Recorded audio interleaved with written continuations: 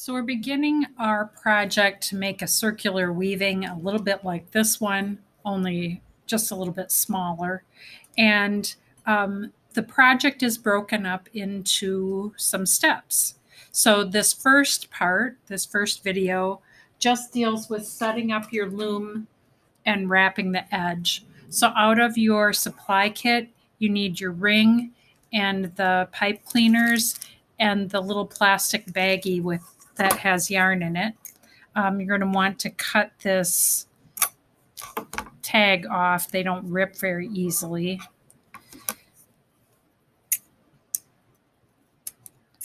So you've probably done some kind of weaving in elementary school. The weaving is always made up of two parts, the warps that are the structure, and then the weft, the material you weave over and under with. So what I want to do is take my first pipe cleaner. They're going to serve as my warp. And I want to zoom in a little. I want to hold it on the ring like this and take an inch or so of the pipe cleaner and bend it around and around so that it covers my ring.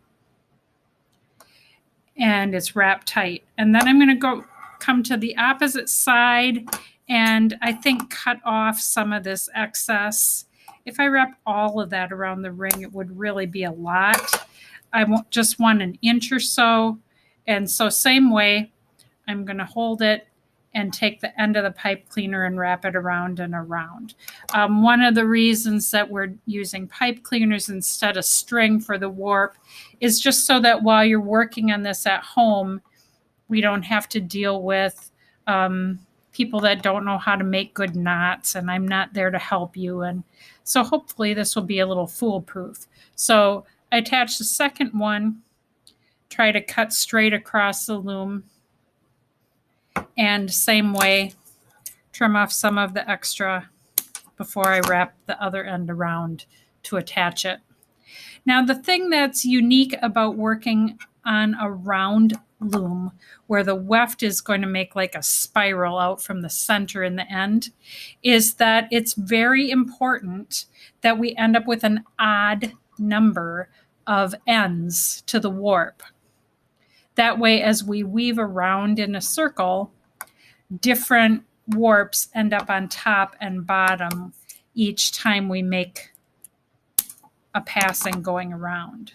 So far, I divided it in half both ways, and now I put one more halfway in between. You have 6,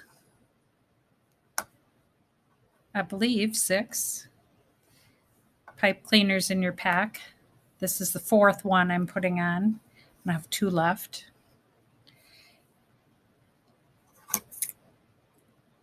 So in order to make it have an odd number of ends, at some point, I have to stop going all the way across.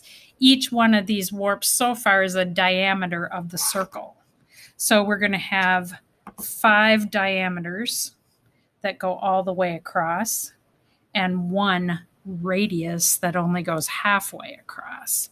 So I just go wherever I think I have the biggest space and add pipe cleaner number 5 in there.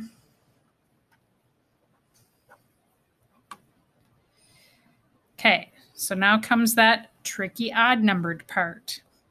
The last pipe cleaner only goes halfway. So I want to start this one in the center. I want to go underneath my center parts and bring the short end up, and then take that short end and wrap it around the middle a couple of times so that it is firmly attached and it's holding all the others together in the center. Now I have the end that's longer than it needs to be. I'm going to cut off some of it and attach my outside end.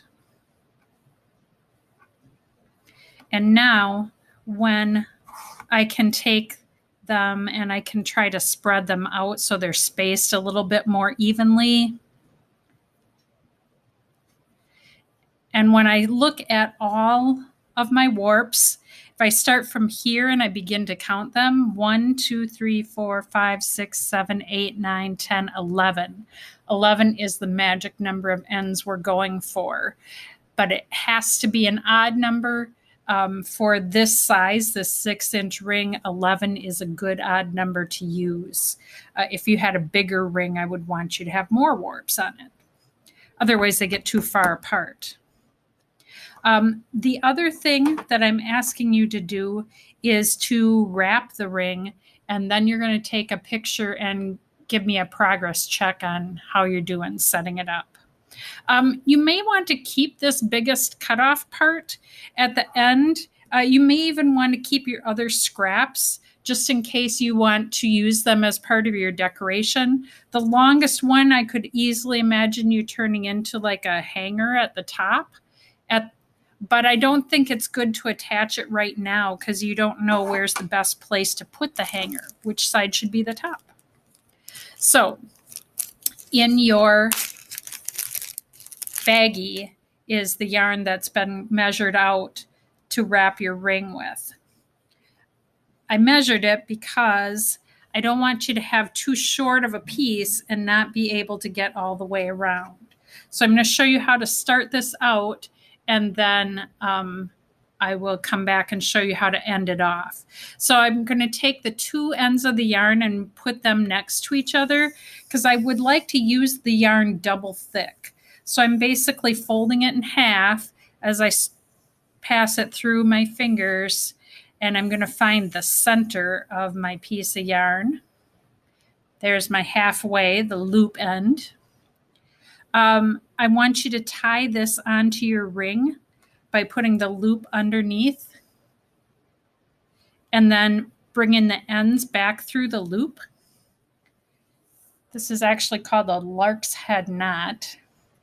It's a pretty cool kind of knot to know how to use because it lays nice and flat. Later on, when we want to make fringe, lark's head knots are the easiest way to go. So I just want to loosen that up and show you again how it goes. It's the loop that's halfway through the yarn, and then the ends go back through the loop, and you pull on the ends until they're pulled tight. So I have it right next to one of my warp ends. And now in order to wrap the warp, I have to start wrapping the yarn. And you do have to keep pulling it through as you wrap. So I'm trying to make the yarn lay flat next to the time before. I'm trying to cover up the metal by having the knot on one side of the warp and wrapping on the opposite side. It prevents the knot from just spinning around and around on the ring. And so this part, it takes a little bit of time as you're working your way along, pulling all the yarn through, wrapping your ring, trying to make it look nice, trying to create basically a frame for the rest of the weaving with the yarn that you wrap. And then by using one of the colors on the edge that you'll also use inside your weaving, helps make a good feeling of unity in the design, that the outside edge, the frame part, matches the inside.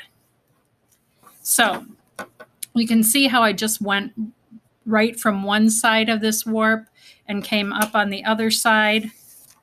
And then I'm able to just keep pulling it tight and keep going.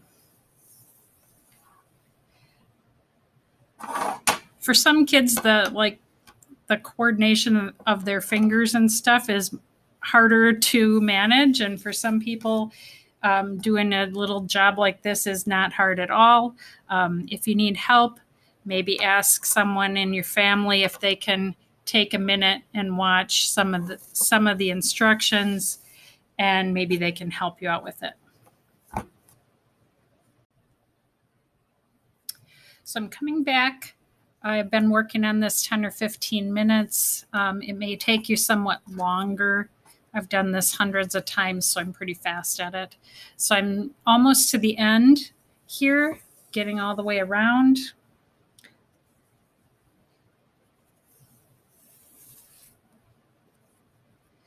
So ideally, you're making the yarn lay right next to itself and be smooth as you come around, covering up the metal of the ring. If it's got some places where you kind of stacked it up and it got lumpy, well, then you'll just have to live with that. So now I'm back to where I started, but I need to end this off so that it doesn't unwind itself.